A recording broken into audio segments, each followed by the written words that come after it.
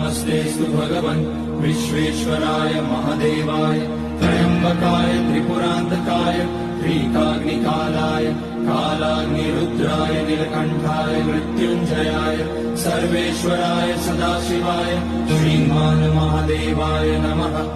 ॐ नमः शम्भवाय च मयोभवाय च नमः शङ्कराय च मयस्कराय च नमः शिवाय च शिवतराय च। ॐ त्र्यम्बकं यजामहे सुगन्धिं पुष्टिवर्धनम् उर्वारुकमिव बन्धनान् मृत्योर्मुक्ष्यमामृतात्। नागेन्द्रहाराय त्रिलोचनाय भस्माङ्गराय महेश्वराय नित्याय शुद्धाय दिगम्बराय तस्मै नकाराय नमः शिवाय। मन्दाकिनी सलिलचन्दनचर्चिताय नन्दीश्वर प्रमथनाथ महेश्वराय